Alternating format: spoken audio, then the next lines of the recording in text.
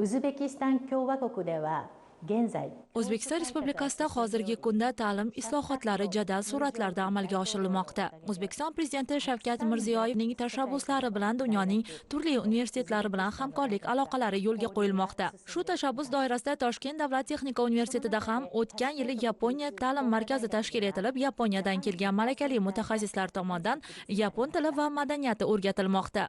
O'zbekistonlik talabalarning qiziqishi katta bo'lib, hozirda astoydil yapon tilini o'rganishmoqda. Shu markazning faoliyati o'laroq o'tgan yili o'nlab universitet bitiruvchilari texnika sohasi bo'yicha Yaponiyaning yetakchi kompaniyalariga ishga joylashib, hozirda Yaponiyada faoliyat yuritishmoqda.